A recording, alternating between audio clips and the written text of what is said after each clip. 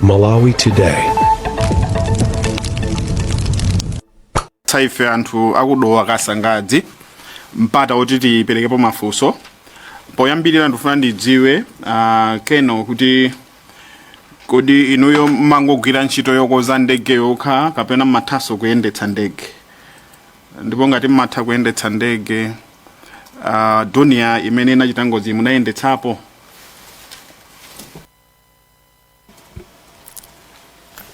Zikomo kwambiri honorable.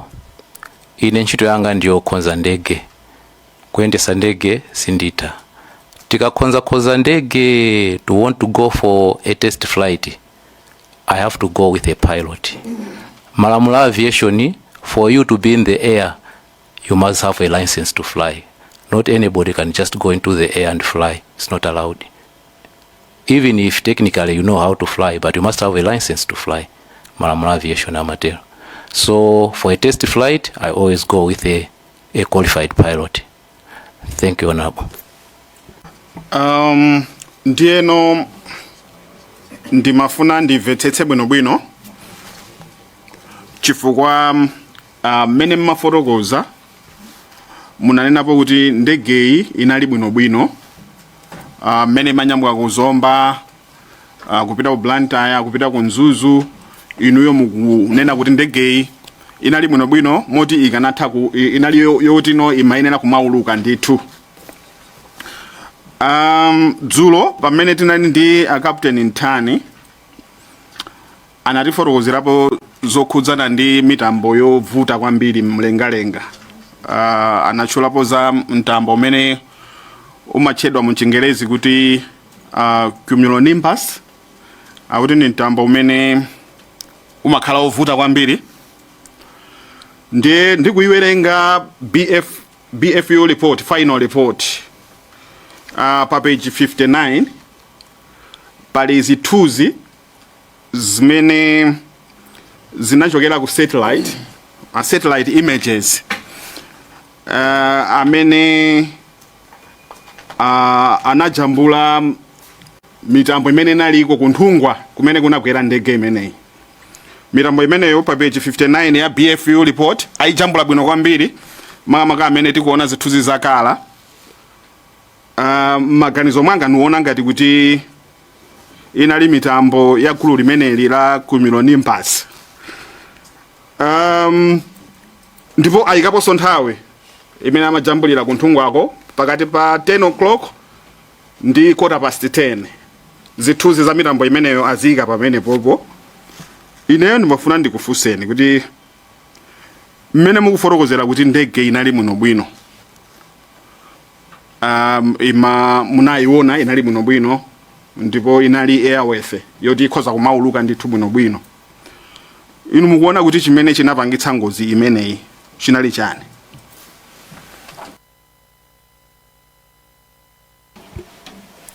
Zikomo kwambiri honorable. Ineyo ngati munthu wa aviation, I've been in aviation field for a long time, now 35 years. Ine ndimakhulupirira zimene ma bodies aviation amanena. BFU, if you look at their record, iyi singozi yoyamba kuzapanga investigate, and those people are professionals. For one to become an aircraft accident investigator, you undergo the relevant training, and this training is not easy.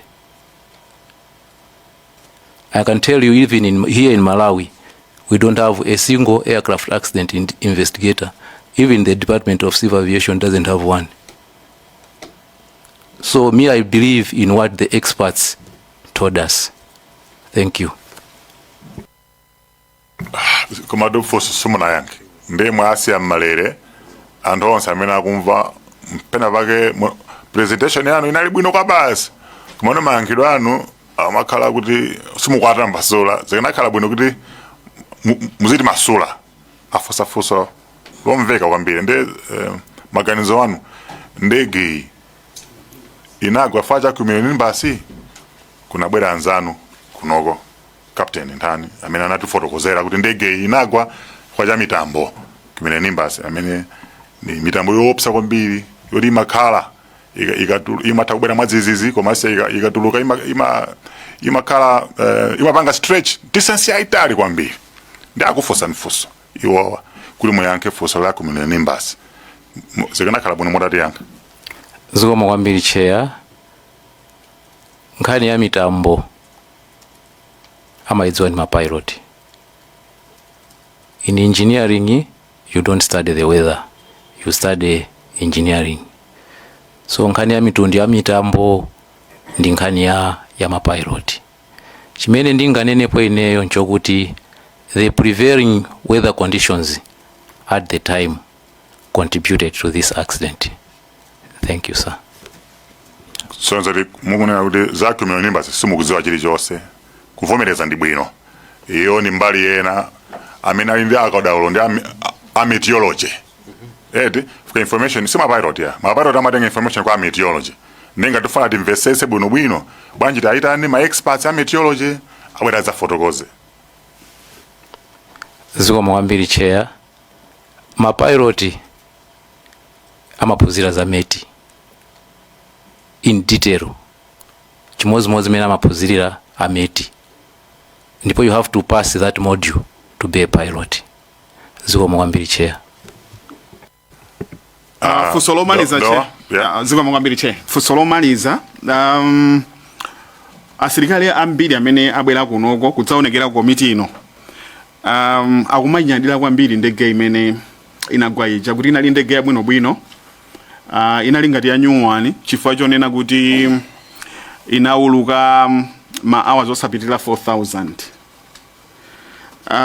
Komano mmene tamveranso kuchokera kwa asilikali omwewo akunena kuti ndege imene inapangidwa mu chaka cha 1988 kapena kuti kugulidwa dziko la Malawi linayigula tili ndi kamuzu chaka cha 1988 ndipo pamene imagwapa ndi kuti inali ndi zaka 36. Ndiye ine ndikudabwa kuti kodi kuinyadira ndegeyi kukuchoka pati chifukwa chonena kuti mu chaka cha 2006 pafupifupi zaka 20 zapitazo emergency locator transmitter inali ni battery lonena kuti ino lapanga expire. Ndipo kuti muyesere kuti mukagule amene anapanga ndegeyo ananena kuti ife tinasiya kupanga zinthu ngati zimenezo. Ndiye mukamayinyadira ndege imeneyi kunyadira kukuchokera pati. Zikomo kwambiri. Zikomo kwambiri honorable. Monga mene nalongosolera umoyo wa ndege suyendera pa zaka. Umoyo wa ndege umayendera nthawi imene ndegeyo yakhala mulengalenga. Nthawi imene ndege iyi inapanga ngozi inakhala mulengalenga ndiyochepa kwambiri. Koma tikayang'ana mabuku a ndege imeneyi, ndege imene okhala mulengalenga mawa zokwana 29,600 ikafika pamenepo ndioti umoyo wake watha. Koma ndege iyi mawa zake anali 3,480 basi. Zikomo kwambiri. Ilonge mude. Thank you so much, Honorable Chairperson, for giving me the opportunity to ask Ken Ondokwe some 3 questions that are based on his presentation and previous interactions that we had. Ken Ondokwe ndiyambira pa nkhani ya BFU imene munaloledwa kuti mutiuze ripoti ya Germany azungu aku Germany amene adabwera nkudzaona za ngozi ya ndege ndiye munapangapo presentation pa nkhani imeneyi. Ndiye ineyo ndimafuna ndikufunseni inuyo ngati katswiri wa ndege amene okonza ndege komanso engineer wa pa ndege mwagwira ntchito kwa zaka 35 nkhani ya ndege yokhayokhayi. Mudayiona ripoti mudayiwerenga ifenso tidayiwerenga. Alipo amalawi wena amayikana kuti ayi ripoti isiyoona kapena kuti ikuperewera pena ndi pena. Inuyo ngati katswiri oyang'ana za ndege mbali ina mwayankhapo kale kuti mmakhulupirira science ndipo mmakhulupirira zimene anthu akatswiri akunena. Pali magapu ena aliwonse kapena kuperewera kwina kulikonse kumene mwina pa ripoti iyi pali zonena kuti mwina ikuperewera ndeno tikuyenera tionenso apa ndi apa ngati ifeyo ngati komiti yoona izizi. Zikomo kwambiri honorable member for Lilongwe Mudi. Cholinga cha aircraft accident investigation, cholinga chake is to improve safety. Kuti zinthu zimene zosazatani sazachitikeso. Ndi anthu aja ripoti awo amatulutsa zinthu zoona zeni kuti zimene zachitikazo sazachitikeso. Koma ngati munthu suli mu aviation industry umakhala ndi zifukwa zako zimene ungakanire ripoti licha. Koma as far as aviation industry is concerned, ife cholinga chathu cha ripoti licha kumakhala kupanga improve safety. Zikomo kwambiri. Zikomo. Funso langa lachiwiri ndi la maintenance. Mwatilongosolera bwinobwino ndipo munanenapo kuti ndege state aircraft ndi civilian aircraft, ndege ya asilikali ndi ndege za anthu amba oti sa asilikali. Nde munayikanso example ya magalimoto a president ndi magalimoto ena wa COF ndi zina zotero. Ndimafuna ndifunse funso lonena kuti kodi procedure kapena kuti ka maintenance ya ndege za ku Malawi kuno mmene mmachitira maintenance yanu nzofanana ndi mmene amachitiraso ku Zambia olo ku Zimbabwe, kuti titakafunsa ku Zambia ku Zimbabwe anena kuti yayi maintenance yake imakhala mmene inuyo ku Malawi kunonso mmachitira? Sorry, Lilongwe Mudi. Munakhutitsidwa ndi yankho imene anapereka pa BFU report? Munafusafusa ngati panali akayiwunika BFU report? Munakhutitsidwa? Ndakhutitsidwa. Okay, chabu. Yes. Okay. Zikomo kwambiri honorable. Ndege ikapangidwa mukayigula ikamabwera imabwera ndi mabuku osiyana. Imodzi mwa mabuku ndi maintenance planning document imene imakuwuzani chopanga kakhonzedwe ka ndege imeneyi. Mene tingakhonzere ndege ku Malawi kuno ndi mene angakhonzere ndege ku Zimbabwe basically kweno khala kofanana. Chimene chimasiyana nchakuti makampani ena akakhala nayo ndege ija nthawi yayitali, they produce their own maintenance program imene amayipititsa ku Civil Aviation Authority for approval. In our case ngati military ifeyo timatsatira zimene aircraft manufacturer anayika maintenance planning document. Sititsatira program ina yayi. Imeneyi ndi program imene timatsatira ife kukonza ndege zathu. Zikomo. Zikomo kwambiri. Funso langa lomaliza ndi nkhani ya ndinu katswiri wa ndege,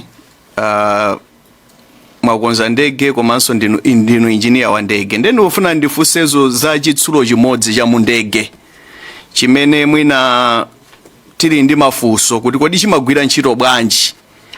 Chitsulo chimenechi mchizungu akuti weather radar, kapena chitsulo chimene chimauza mapilot aja za weather kuti kodi weather ili bwanji kumene mupitako ndi zina zotero. Ndimafuna ndidziwe kuti kodi chitsulo chimenechi cha weather radar chimene chimauza mapilot kuti kumene muloweraku kuli chonchi kodi chimatha kunena kuti kumene muloweraku kuli fog ili chonchi, kapena mukhozoona pa mtunda wakuti ngati visibility mchizungu chimatha kukuuzani nkhani ya fog ndi kapena kuti chifunga ndi visibility kuti mukhozoona pa mtunda wakuti? Zikomo kwambiri honorable. Weather radar ya ndege imapanga detect precipitation, that is rain, snow, hail, thunderstorm and moisture concentration. it does not detect fog or mist or smoke. Pepani munganinikira mchichewa mwina poti tuchita soda Malawi azimva nawo. Zikomo kwambiri Honorable. Weather radar ya ndege imatha kuona kutsogolo kwa ndege ngati kuli mvula, sinuzoti chichewa cha snow ndi chani ndipovuta. Snow ngati kugwa mvula ya matalala, ngati kuli mvula ya ziphaliwali, kapenanso ngati mu mitambo muli madzi ochuluka. Weather radar siona zinthu ngati nkhungu kapena utsi. Zikomo kwambiri Honorable. Thank you. That's it. Mwanza Central. Thank you very much, Chair. Potenda yandikana ndi Honorable Lilongwe Mude ndipo afusa nchichewa ndiye ndikupempheni Chair kuti na Nelson mwena ntachita motero. Zikomo kwambiri. Ndimafuna ndingodziwa Colonel kuti mu mbiri yanu mene munadziwira za ndege mmakhala ndi chidwi ndikukhulupirira kuona zimene zikuchitika ku aviation. Munamvapo za report ina iliyonse yakafukufuku amene mwina akatswiri adachita, amene atachita mwina koyamba nkudzachitanso patatha zaka zina nkupeza kuti kafukufuku oyamba uja adasiyira pa njira zina sadaziyang'ane? Munamvapo mwina zimenezo? Thank you Mwanza Central. Ngati pakafukufuku wa ndege, ngati ma investigators sanamalize amapanga declare kuti sanamalize, koma ngati amaliza amapanga also declare kuti kafukufuku uyuyu tamaliza. Zikomo kwambiri Honorable. Mwina funso langa ndilonena kuti inuyo potsatira za aviation munamba mwina mwamvapo kuti chifukwa ine ndimakonda kuonera zijamati air crash investigation, ndimaonera kwambiri, ndiye ndimafuna ningodziwa kuti kodi zimatheka kuti akatswiri apanga kafukufuku koma patatha zaka kudzapeza kuti kafukufuku winanso wachitika wapeza zosiyana ndi zimenezo wakatswiri omwewonso? Thank you Honorable. Ineyo sinamvepo yayi. Zikomo kwambiri. Zikomo kwambiri. Anakamba za anafunsa za chitsulo chimene chimaona za nyengo, ndiye mukufunsa kwawo munayankha ndithu momveka bwino kuti chitsulo chimenecho chimayang'ana kwambiri mitambo ngati muli madzi ambiri,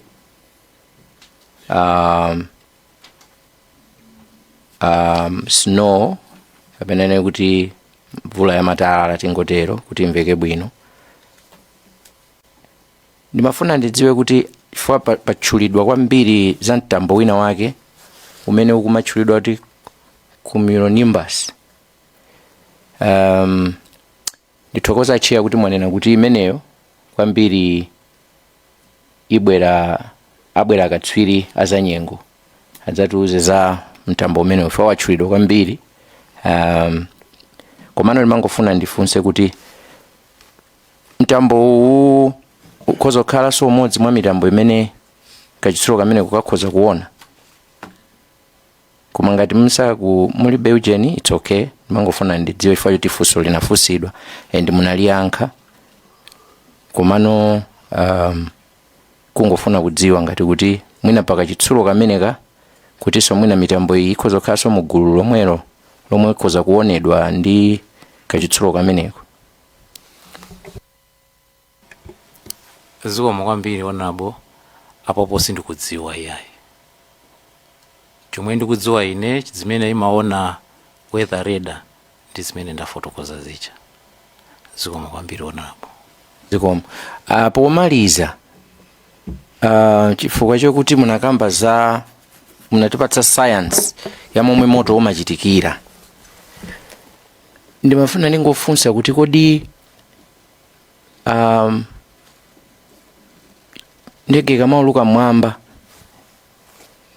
ndi mwina ikamafika pansi imakhala ndi zipangizo zina zake zoti zizithandizira kuchotsa static electricity, kapena ujeni ndege sizikhudzana ndi zimene simakhala ndi static electricity. Ndimanena izi chifukwa choti timaona kuti nthawi zina chitsulo chikayenda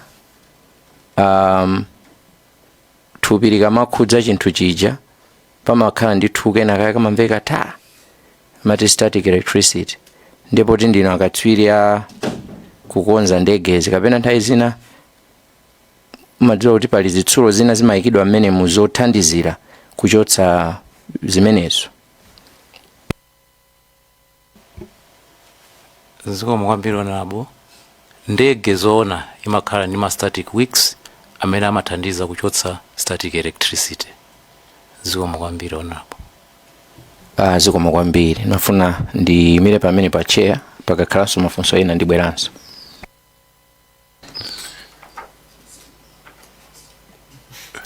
Dedza mayani vana pali mpikisano and then Nkadabe North, then tizapita kwa Dedza Kasina. Zikomo kwambiri chair povomera kuti anthu akudedza kumayani afunse nawo mafunso.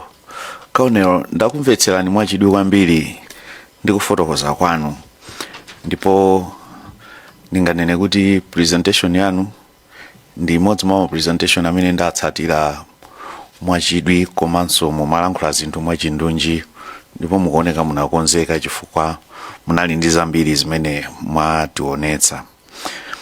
Ndinachita chidwi mutafotokoza za maphunziro anu kuti munapanga ku Ulaya, ku Europe. Choyamba ndimafuna ndingodziwa kuti kodi ndimene munaphunzirira inuyo za ndege, pakuti anthu amaona ngati kuti mwina kumalawi kuno zina zathu zochitika timakhala ngati timabwerera kupang'ono chifukwa cha chuma chathu. Inuyo mutha kukonza ndege ngakhale mutati mwapita ku Europe. Zikomo kwambiri onabo from Dedza Mayani.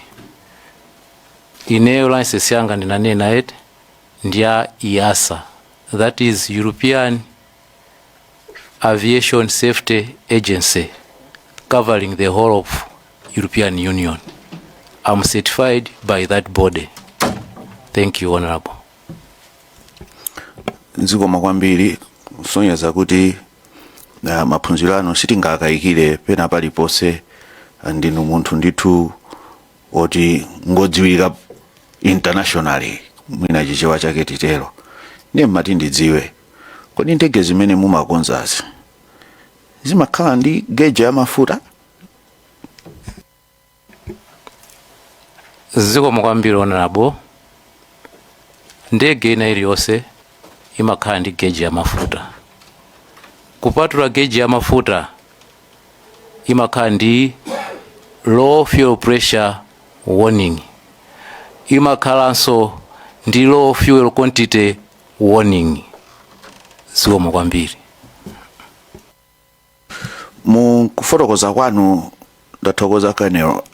Mwanena kwambiri, nimaona kuti mumakonda kukamba kwambiri za report la BFU.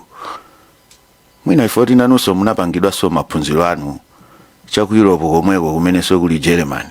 Soze kuti European standards kwa inuyo mukuoneka kuti mukuzikhulupirira kwambiri. Ndi ningaganize choncho kuti kuganiza wanga unkolondola kuti inu mukhulupirira kuti ma standards akumeneko simukuwakayikira pakachitidwe kawo. Zikomo kwambiri Honorable. Ku Europe ma standards aviation ndapa mwamba kwambiri. Mutati mufufuze mupeza kuti ma airline ambiri a dziko lapasi saloledwa kukauluka ku Europe chifukwa cha ma standards. So European standards are very high, especially in this case I'll talk of Germany. Aviation standards in Germany are very high. The German national airline is Lufthansa. Mutafufuza mbili ya Lufthansa, ndege ya Lufthansa sinagwepo ya. Thank you, Honorable. Koma munkuganiza kwa ine ni mati ntadziwa kuchokera kwa ino anthu amene ankachita kafukufuku wawo m'Malawi muno nanga sipanali kukayikirana pakati pa atsogoleri a ndale. So pano ndiyo abwera mkatikati modzachita kafukufuku koma pakati pa atsogoleri a ndale pena tikukayikira kuti mwina pena pake sipanali bwino. Panalibe mukuoneka mwina munaenda nawo limodzi. Inuyo muganiza kuti ntchito imene anayigwira momasuka. Ine chifukwa ndikuganiza kuti mwina nkutheka azungu aso mwina panali kuopsezedwa kapena china chake chifukwa inu mukhala ngati kuti ripoti iyo muyikhulupirira kwambiri. Ine mafuna ndidziwe kuti munyengo imeneyi azungu amenewa amene muganiza kuti ngodziwa ntchito yawo kwambiri koma kodi ali kwathu kuno ntchito imene adayigwira momasukadi. Ziko mwambiri Honorable. Anthu a BFU ntchito yawo anayigwira momasuka. Anali ndi chitetezo chokwanira. Amayenda ndi apolisi. And anthu amene aja ndi ma professionals. Thank you, Honorable. Ndiye ndaona mwatengamo kasente sikena mu ripoti limeneli malingana ndi zimene akuluakulu amenewa analemba. Ndiye kamene kamanena kuti ndikukhulupirira kuti inali fundo yanu ya nambala 62. Mwina tibwerere ku presentation yanu ija ngati tingaitsate limodzi. Pa fundo yanu ya nambala 62 mwanena kuti imene ndi page 15.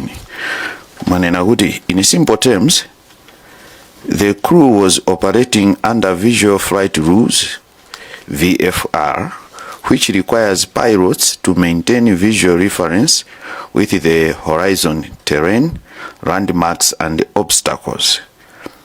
And mumfundo ya number 63 mwazanena kuti during the flight the aircraft encountered instrumental meteorological IMC where visibility deteriorated due to the point that visual reference were no longer sufficient for safe flight. As a result, the crew lost situational awareness and the aircraft collided with the rising terrain. Loss of situational awareness.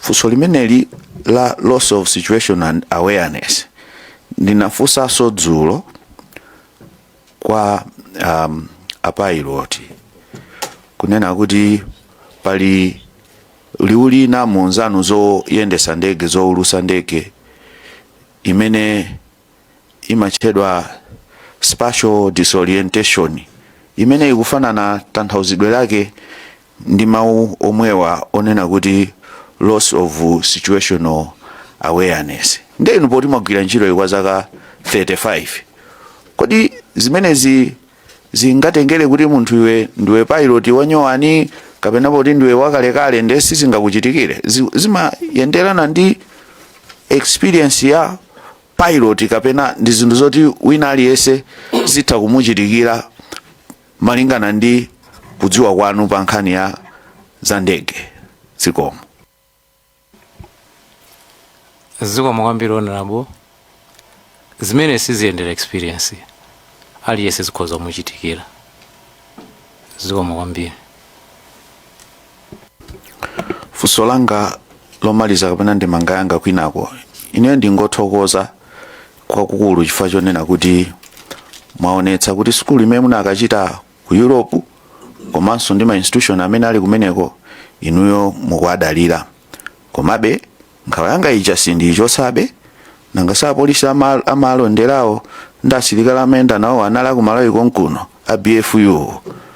Ndiye mwina tidamvapo kafukufuku wina kuti ena amadzachita kafukufuku mdziko muno, laptop yawo yabedwa mwakuti anthu odzachita kafukufuku. Ndiye pamene popo ilo awo maganizo anga chabe, koma simungayankhire zonse, mwina zinazo chair nditha kuti ndzafunse kuti mdalo masuka mtabwera ku Malawi chifukwa mwina ine pena ndimakhala bendi nkhawa chifukwa cha mmene ngozi inachitikira abwera mkatikati mwa chipirikiti cha mtundu umenewo.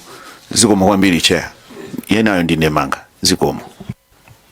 Ndakumva mayani kumene ngani upita.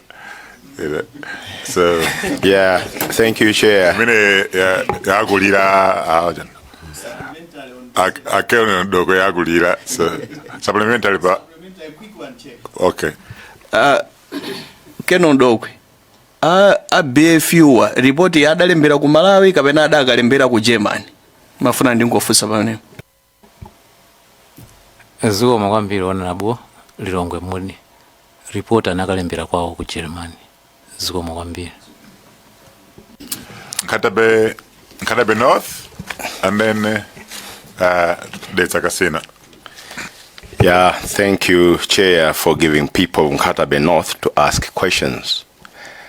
My question, it goes to his report, I think on the periodic maintenance of Donia.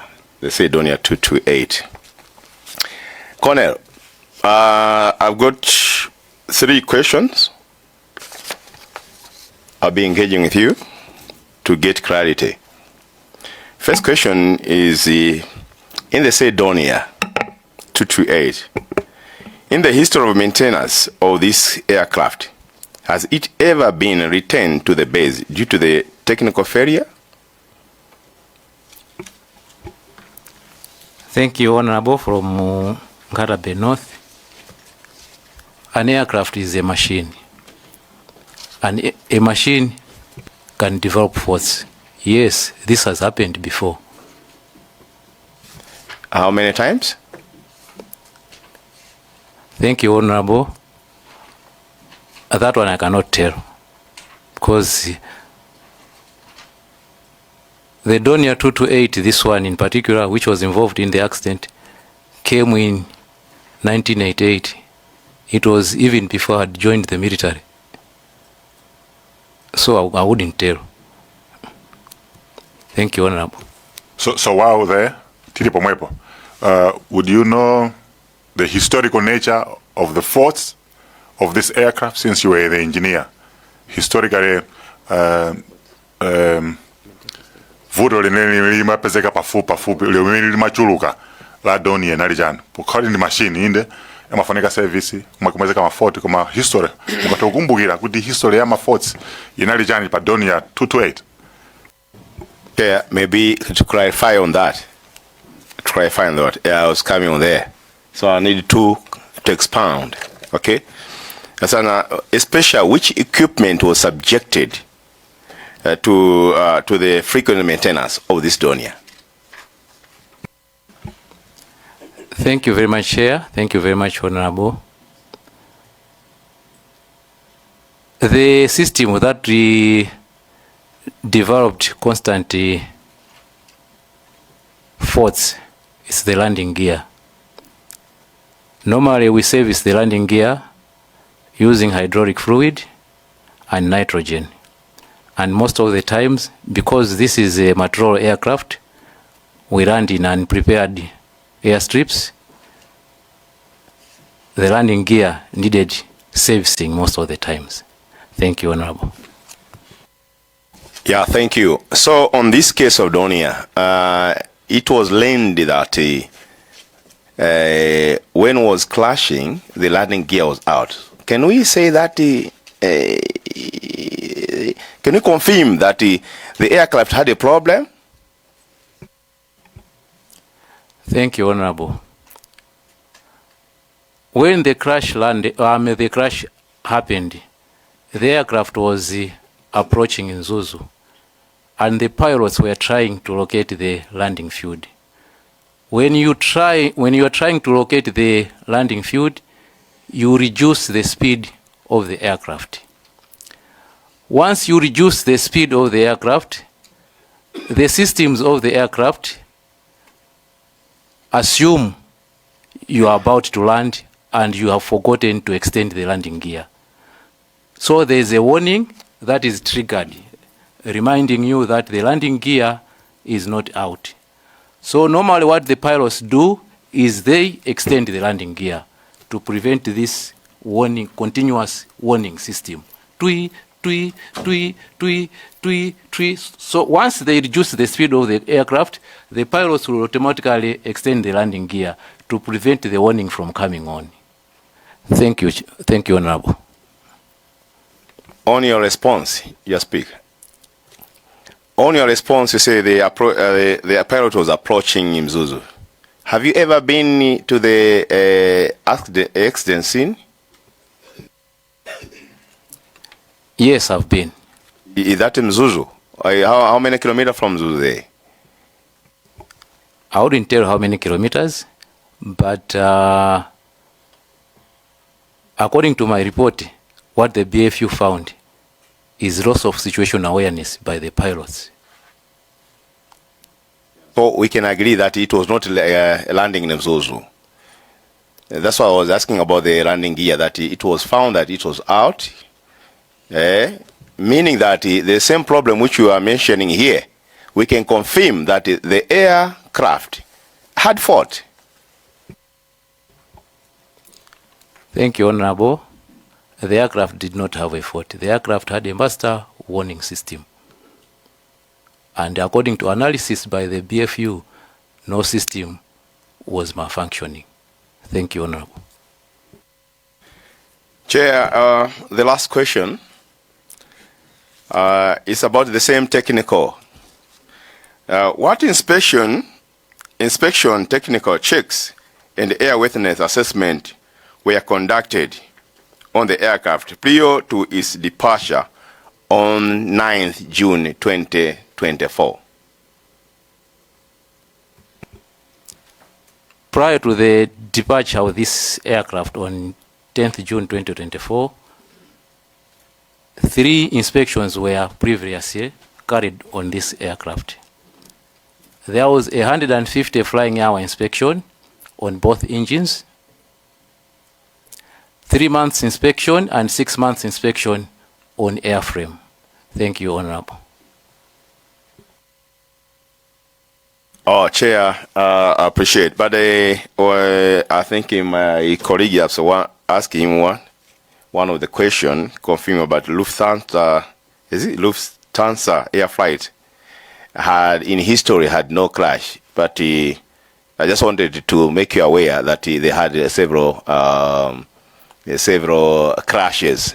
One of which has just happened 2026 here. It was Boeing 787-9 Dreamliner. It had a crash on June. Thank you. Just wanted to give you an update that he was confirming in the history of the aircraft. You can check in Germany. Lufthansa airline had not crashed. So I'll confirm to you they had a crash and several of them. Thank you. Can I respond to that, Honorable? The crash that you're mentioning about, it was a collapse on the landing gear in the hangar, not in flight. Thank you, Honorable. There's a Casina. Thank you so much, Chair. I have a number of questions. I'll try to limit them so that I give chance to others. And if you permit me, Chair, you do allow me to come back later on. Good morning, Keno Ndokwe. Ndimafuna ndiyambe ndava bwino lomwe experience ya 35 years ya civil engineering and everything. Chair amene amakufunsani apo mpano nkhani yokhuzana ndi history ya ndege imene mukuti ndi abwinobwino. If you had any history ya follow history ya ndege imene ndi munanena kuti mene amagula you are yet to join MDF. Can you munapoyambira mmenepo MDF munajoina iti kwamba kuna ntchito kwa MDF department munambali chakaja? Thank you very much, Honorable. I joined the MDF in 1990. and munapita straight ku department imene mugwirayi? Yes sir. Kuti zaka 30 jako that Zoona. chabwino ndifuna tiyambe ndi ambiri akambapo nkhani ya worthiness kuti ndege inali yokwanira kuti ikhoza kuuluka, andi ndakumvetsera bwino lomwe kuti ayi ndagwira zaka 30 chakuti ndege inali yabwino kwambiri, ndege iyi inalibe history iliyonse kuti ikhoza kugwa. Ndiye ndiyambira pa page yanu ya presentation yanu page 7 bullet number 32. Munditsimikiza kuti mukunena kuti ndege zanu zaboma kapena zanu za chisilikali sikubwera independent certifier, mmazipanga self certify noka. Point number 32 ikuti right? Thank you honorable. Yes, that is true. Kusonyeza kuti nizothekaso kuti inu nomwe amene mukumakoza noka, you are the director wa nkhani yokozakozayi, simungabwere nkuzanena kuti chinthuchi sichinali cholondola ife kuti makoza nino right? Thank you honorable. We've got separate functions in the system. There are aircraft technicians, there are aircraft inspectors, and there are certifying staff. Also abanga reported under directorate yagate. Directorate of maintenance. Who is the director? I was the director at that time. The mukozo bwana kuzanena kuti pena baje banalipereka?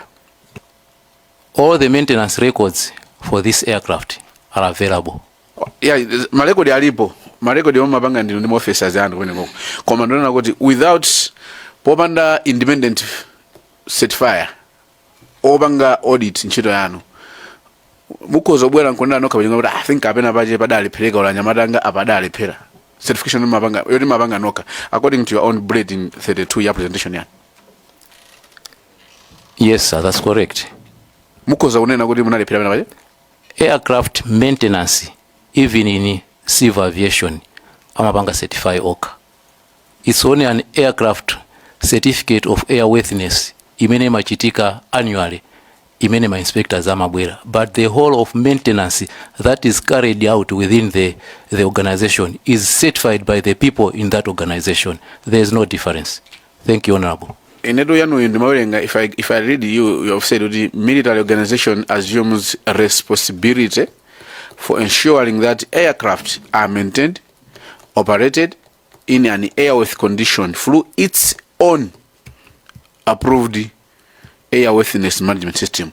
Your own system in minority, it's approved worthiness system. You are military. See, George? That's correct, honorable. Now, tipide ku page yanu yomweyo wa mukamaya nkhula nkhani yokhudzana ndi page 4, structural integrity of Donia 228 aircraft. Ndakuva ndimukubwereza kangapo mafusa amene anafusa I think azomba thondwe munanakambapo kuti ndege iyi ndi anyowani. Unyowani waje ndionera kuti chifukwa kuti mmene ankakoza kokupangako ku Germany imene munkagula 1988 dziko la Malawi imene kuti itauluka ma ola 29,600 komene makapanga ngozi inali itauluka ma ola 3,489. Sichoncho mwana chonche ndikuti unyowani wanu ukupanga based on the number of hours ma ola. Thank you honorable. I think panali fusolina imene linafusidwa lofana ndilanulo I skipped sina yanke. Airframe ya ndege, that's the certified life of the aircraft. On the aircraft there are some other components that make up the aircraft. Zimene zichazima kalaso ndi moyo wao. These are, we call them life limited parts or time change items. These are replaced according to the schedule that is written down in the maintenance planning document. And that document is what I showed here. Aircraft airworthiness limitations. The airworthiness limitation item is what determines the airworthiness of an aircraft. Thank you, honorable. Kusonyeza kuti kupatula maola pali zinthu zina zimene zimapangitsa kuti ndege isakhale yanyowani.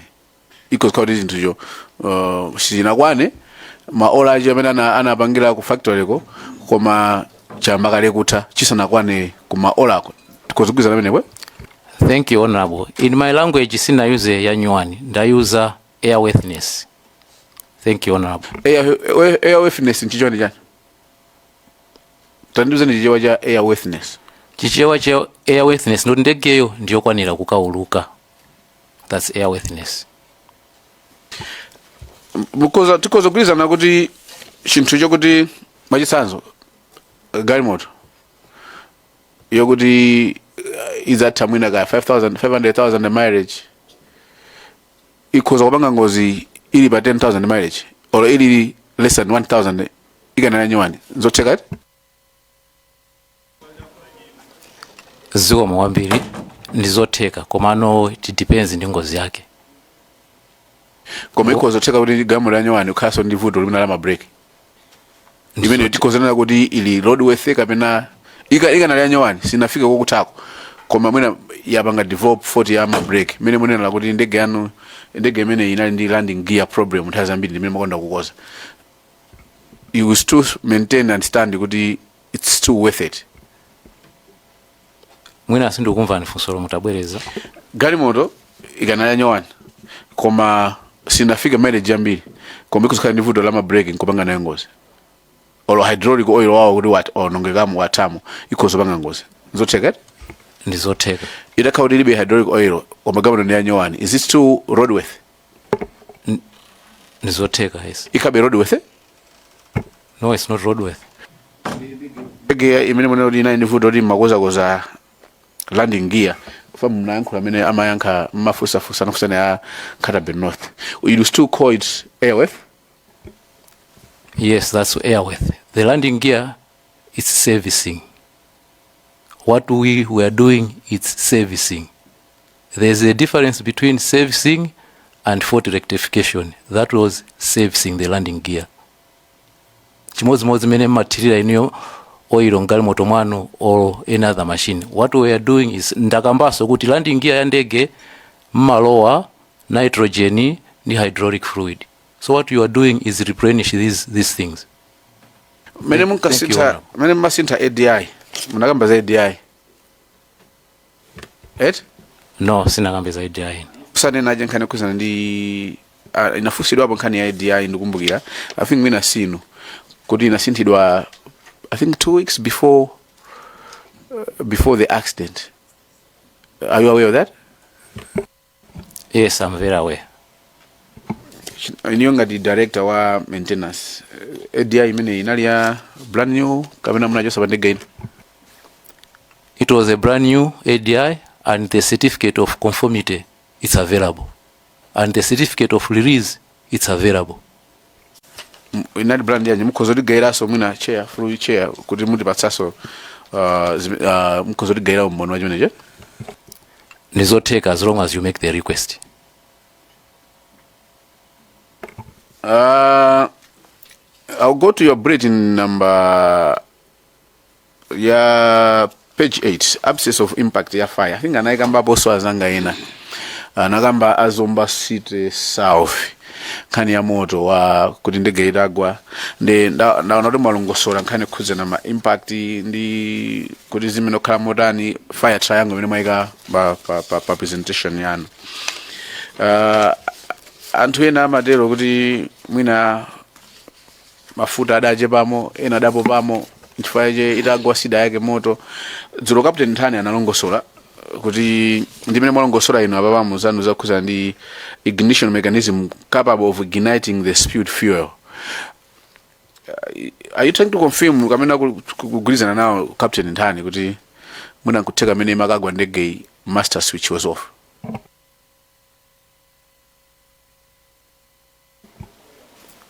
That I wouldn't know. Many magamba za ignition or which ignition mechanism mwabanga lifa pa bullet number 38? Ndege imakhani ma generators amene amapanga generate electricity for the aircraft. That's the ignition source I was talking about. Thank you, Honorable. Pomaliza madam najoina kusitikali 1990 35 years page 52 ya BFU report ikugamba pa nkhani ya bullet 3.1.4 EOT built the flight manager ngozija was no longer functioning for 20 years. Tamina mnani mugira nchito be ku MDF. Yes, that's correct. But I was not an inspector at that time. I became an inspector in 2011. 2011 to 2024, 13 years thereabouts. You were still working as an inspector there for 15 years. What role did you do to make sure that you replace this LT as the recommendation ya BFU was if you go on page 53, BFU safety recommendations is saying MDF and the Minister of Defense of the Republic of Malawi should ensure that the aircraft of Malawi Air Force transporting persons are equipped with a functional emergency locator transmitter AOT. You were there for 13 years as an inspector. What role did you play? Talking about the recommendations by BFU, we sourced a quotation from a supplier to install that ALT. Up to now, that quotation is not honored. When last did you source this? Do you remember the year? The last year you sourced the quotation for this? 2006. And another one has just been sourced last year. So after the BFU recommendation, and it hasn't been honored. So since 2006, your office or the MDF has only sourced a quotation last year, 2005. Correct? That's correct. Let me continue. That's correct. But according to the certification of this aircraft, according to the airworthiness limitation of this aircraft, ALT is not mandatory. We have the documents. No, azama documents zili hapo kuma tukamba zamu yo anthu mino daluzidwa. Do you still stand by that? Kuti is not mandatory, it's not mandatory. Because that is amagamba it's not mandatory, it's not mandatory. Looking at the importance of ALT as an expert opinion in your mungari chiro imaidziwa, you can still stand kuti it's not mandatory. An ALT is not mandatory. That we agree. Keno, that we agree. Don't worry. I want you to give the answer which question I've asked you. If you want anything to explain, you can explain. But do you still stand with it's not mandatory? We agree. You're saying it's not mandatory according to conventions of whatever. No. I think he's raising a valid point. He's raising a valid point. Mwena ndiabange join. Iniyo banshiro yano safety inali number 1 kapena ai safety na number 1 honorable ina number 1 ndi akufusa fuso mwatitsimikizira pano kuti aircraft imene inali fully maintained nthawi zonse ndizoona kapena ai ndizoona koma ndichifukwa chani pa ntchito pano pamene mmagula ma spare parts a ndege ena ndi ena nkhani ya safety imene number 1 battery ya EOT bangi summagula tiwaliza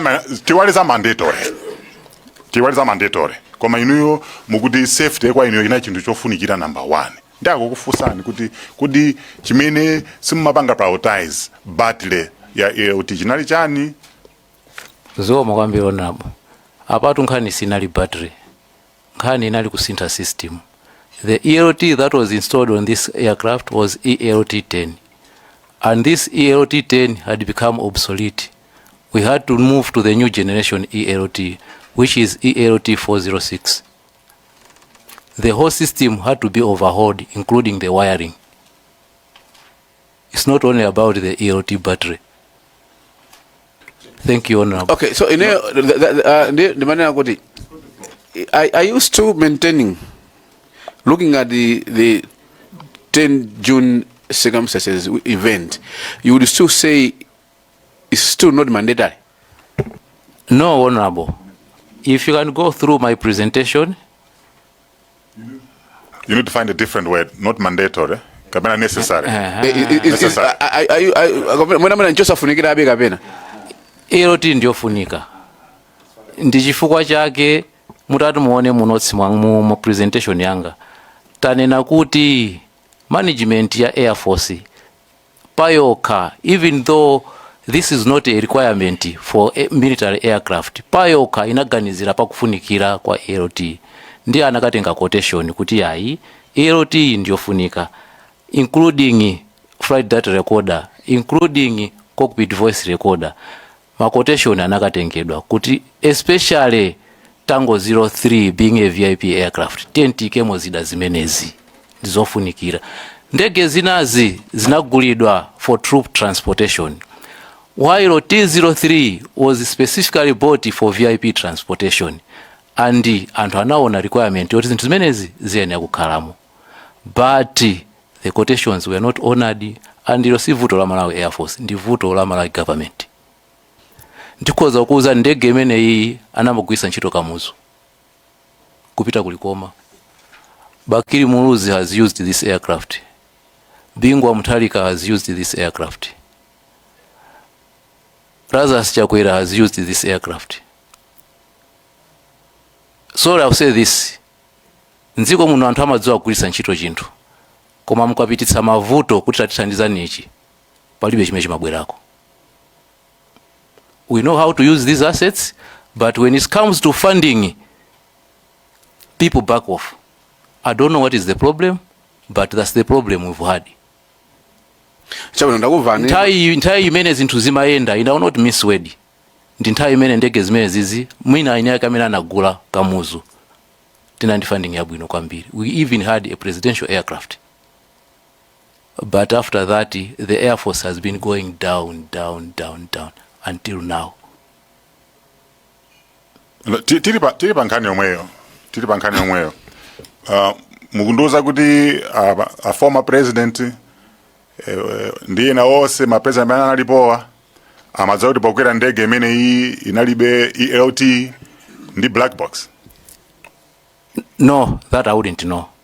Ndi mungapange blame bwanji kuti boma sili magula zinthuzi pamene ndege inali ya VVIP.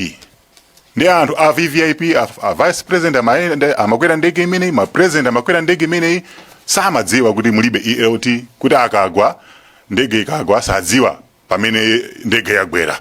Ngati pali zovuta anthu sadziwa, kuzapanga mic yanu pang'ono uzemise mic yanu. Anthu sadziwa kuti chimachitika ndi chani chifukwa marikoda mulibe. Ndege zinali za VVIP.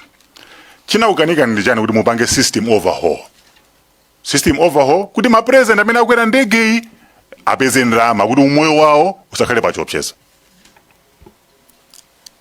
Thank you, Chair. Ifeyo ngati Malawi Air Force tili m'manja mwa MDF Joint Headquarters. Tikakatenga quotation timalembera ku MDF Headquarters. Ngati chinthu chonse chikuchitika timalemba marimainda. Koma pena anthu mafika potopa. Ife umene tingapite ndi mavuto athu ndi ku MDF Headquarters. MDF Headquarters ndi amene amadziwa kopita nazo zinthuzo. Thank you, Chair. Sonza munatopa. Tonse fere tikatopa anthu Malawi muno tusaja atija tikatopa kuti akutipempha zinthu, afuna chimanga, afuna madzi, magesi, kosose zikhala bwino. Nde tisatope pa ntchito yathu ngati zinthu sizikuyenda. That's just my advice. Chair, kumalizira nkhani ya insurance ya ndege anafunsa Chair, mnadisi mungayankhe mwina alifuka Director of Logistics, koma you are able to say kuti ndege insurance nthawi yamanga ngozi nayo itapanga expire. As many as on his own. Do you remember when last it was insured? No, I wouldn't remember. That responsibility lies with the Directorate of Logistics. Thank you, Honorable. Chair, I think that's all from Dezagasina. Thank you so much, Ken. Ndapaseko ncheyo nzozi sana yankulepo. And then akapanga then ma supplementary na abwere nthawi imodzi. Thank you so much, Chair, for considering the people of Ncheuzo's Mvae to ask a question to Colonel Doka. Actually, I had the Dokwe. Actually, I had some questions, but it seems like it's been taken by Data Casina. But I can ask the last one. Colonel Dokwe, another witness told this committee that flying logbook was destroyed in the crash. Does your quality control sections maintain duplicate copies of technical logs, defects, histories, and quality assurance checklist? Thank you. Thank you, Honorable. Yes, we do. But what happened in this case, when you are filling the flight log, it's filled in triplicate, and these are only filed upon the aircraft return to the airbase. In this case, the aircraft did not return to the airbase. Thank you, Honorable. Which means you don't have any supporting document regarding the 10th June crash, right? No, we don't have.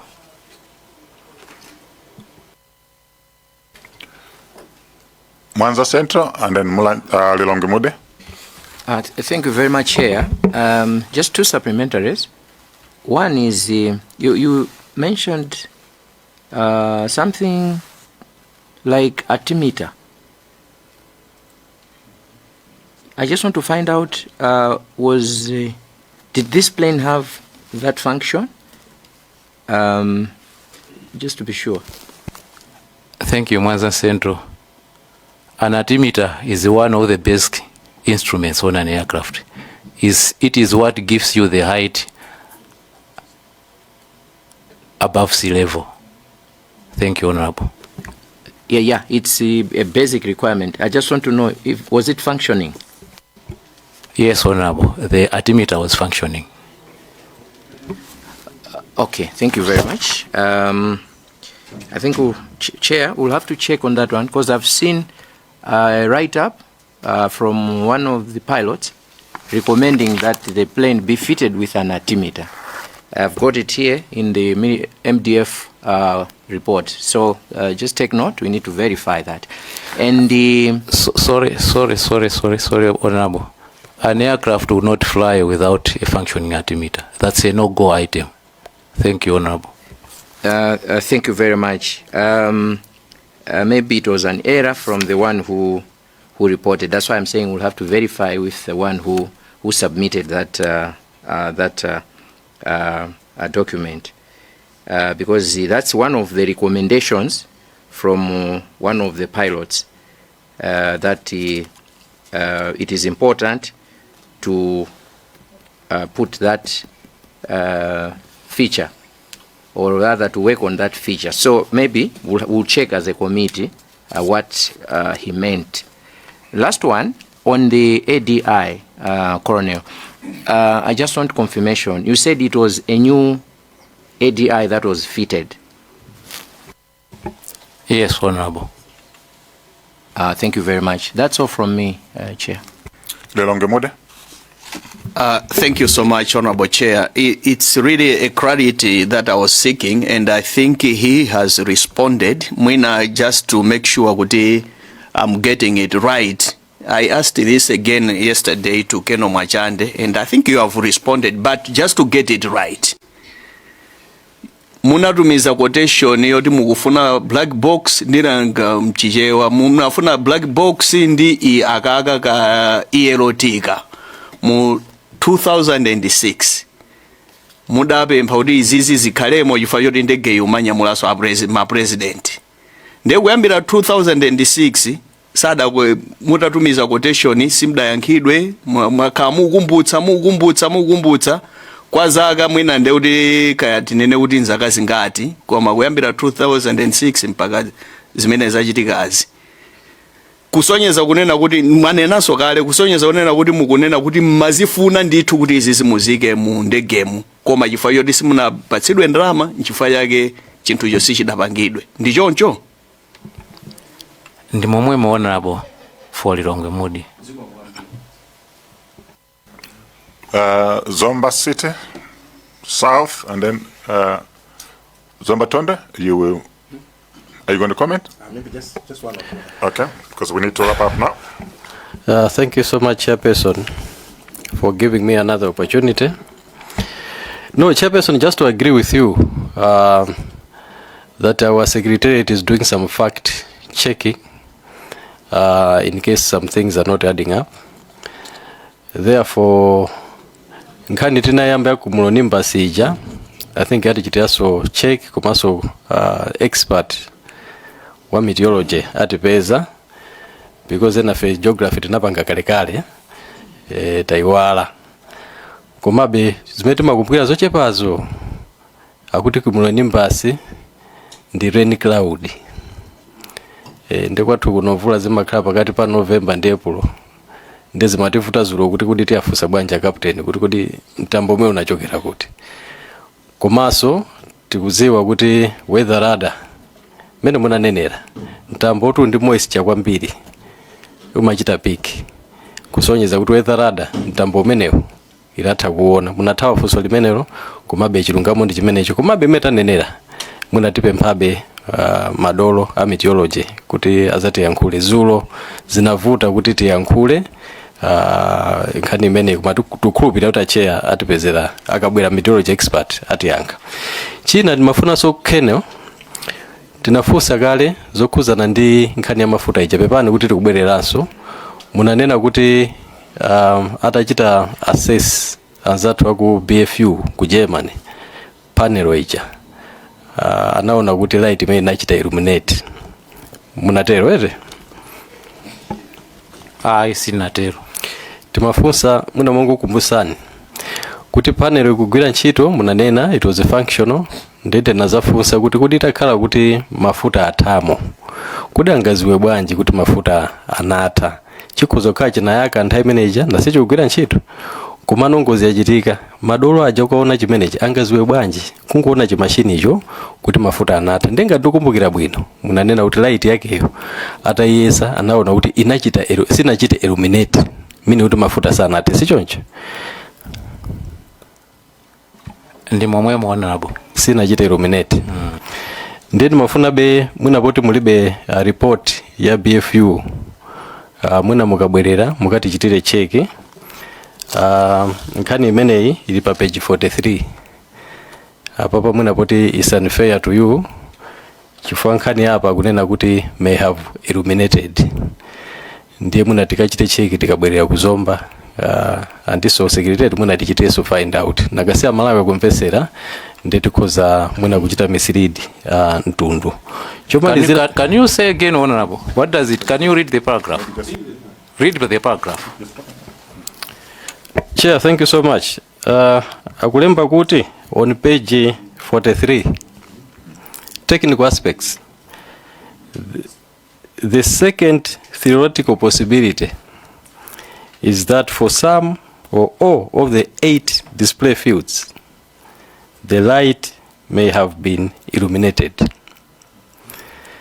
They may have been illuminated ikuzokhala kuti mena kuganizira madolo kuti kuzokhala nayaka kapena somuna sina yake may have nde muja munayankhira muja ndinaona kuti ichi sichikuyankha funso limene ndinafunsa then mafuna kuti muna mukabwerera mukachite cheki pene munatiwonera zimenezi komanso secretariat itichiteso confirm kuti zimene tikuyankhula munozi ndizoona. Thank you, Honorable. Can you read the whole paragraph? Not just one statement. Thank you, Honorable. Thank you, Chair. The second theoretical possibility is that for some or all of the 8... No. The whole paragraph is... That is a conclusion from another paragraph. No, I think that's why we are saying maybe you need to have the document in front of you. Because this is 2.1.2 technical aspects.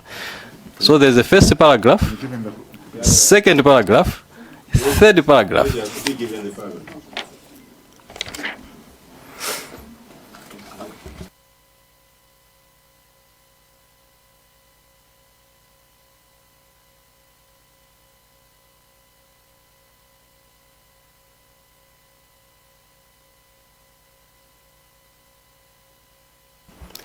Mafuna ndiambire pati? I should start from the top. Examination of the light bulbs of the warning and caution panel retrieved from the cockpit revealed no evidence of any technical malfunction. We are together there. The fact that 14 light bulbs were missing in the panel, which was damaged during impact of the aircraft, opens a few theoretical scenarios. We are together. No light bulbs were found in 8 display fields after the accident. The theoretical possibility that one or more of those 8 display fields had no light bulbs before the accident is very unlikely. On the one hand, the malfunction of the indicator lights had to be checked on every flight before starting the engines. The pilots as well as the engineer flying with them would have noticed if the indicator lights were missing or inoperative. On the other hand, according to the maintenance staff and the flying staff of the squadron, the aircraft was in good technical condition. In addition, no technical defects were described at any time before or after the flights of the day of the accident or the day before the telephone conversations with the airbase personnel. No, I get the point, Honorable. I can explain. Thank you, Honorable. You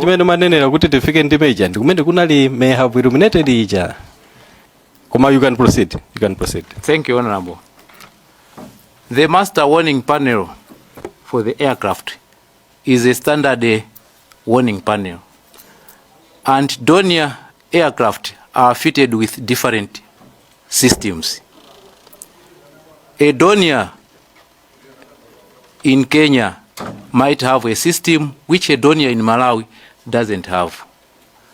So the warning panel in Malawi would have spaces where they are not required for the Dornier in Malawi. And these positions will have no bulbs. Only the necessary systems that have to show the warning are fitted with bulbs. I hope I've made myself clear. Are you done? Yes, Honorable. Thank you. So you said only the necessary systems may have been fitted with bulbs. Does that include the fuel system? Very correct, because every aircraft has got a fuel system. So I wanted you to tell me from where I was reading, because you answered to say it did not illuminate, meaning the fuel was still in the tank. Yes. So I was reading here. I wanted you to tell me where you read that.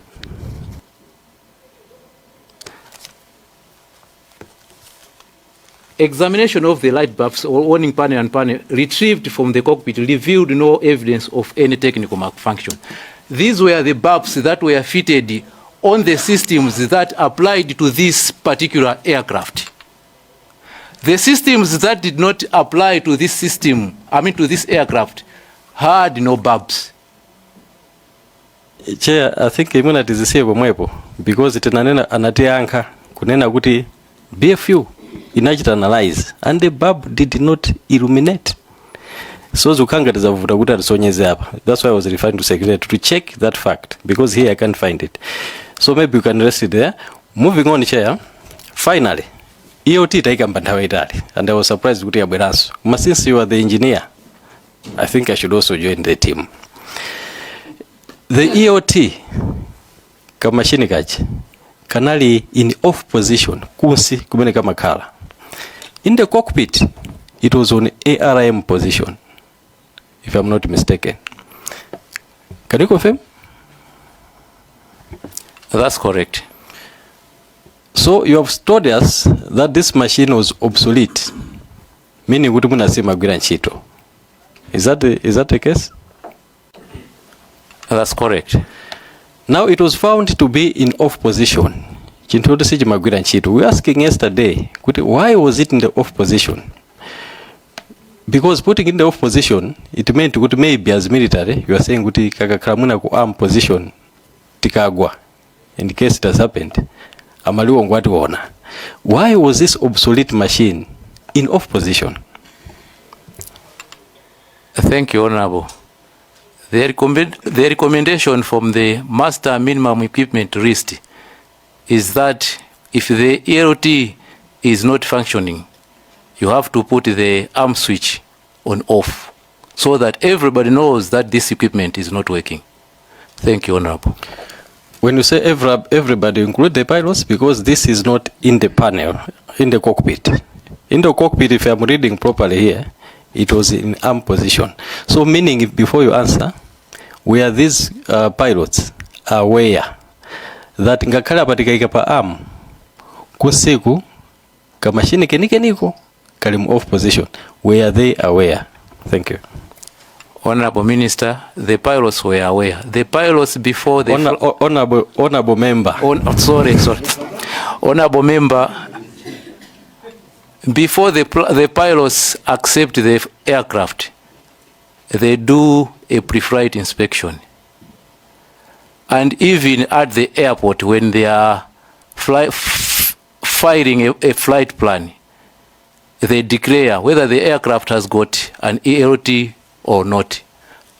And these pilots declared that the aircraft had no ELT. Thank you, Honorable. Tukozamaliza?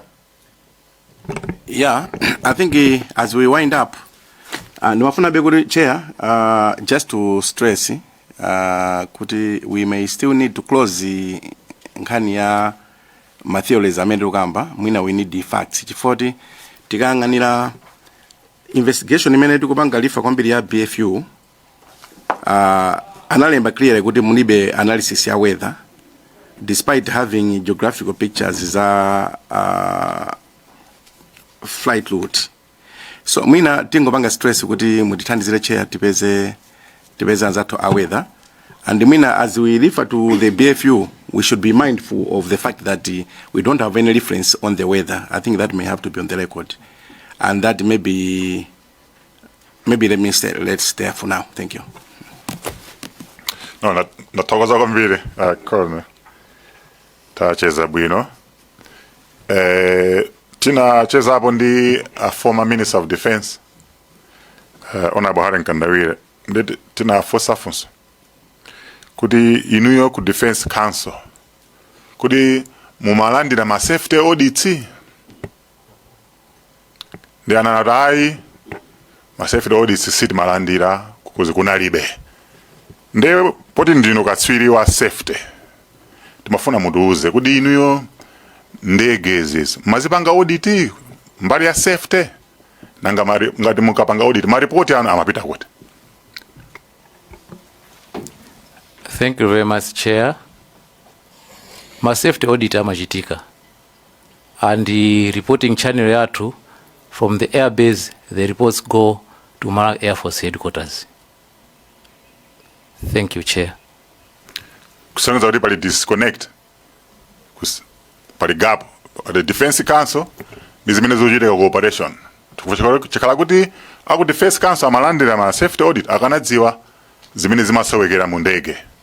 De mwina simbali yanu, mbali yanu mmachita ma audit mmapereka kuma ku Defense Council zoti kumakhala ma safety audits a former minister anazoti ayi sanalandirepo chikhala kuti ma audit akuchitika ndoti akanatha kudziwa kuti ma ELT akufunika, ma battery akuchitika, ma safety sali bwino.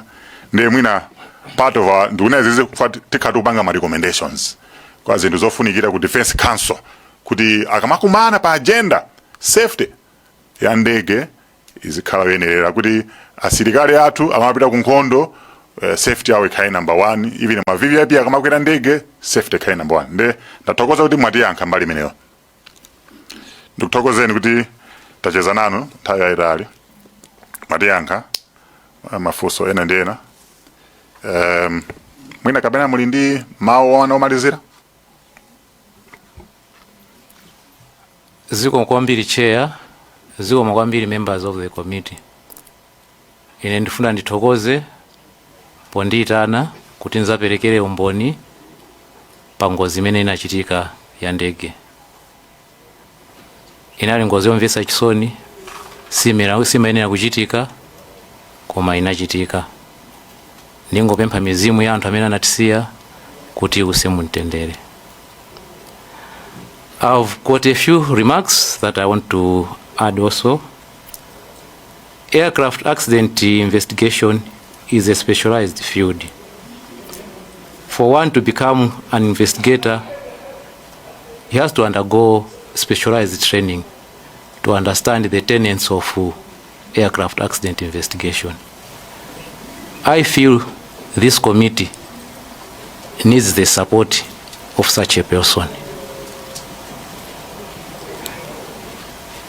Secondly, the committee's mandate is very important. However, the technical findings should distinguish between military and civil aviation. Military and civil aviation law are different. Otherwise, the final report may have inaccurate conclusions. I submit. Thank you, Chair. Ndathokoza kwambiri. Ambuya khale nanu. Tidzukumana. Zabo kwambiri.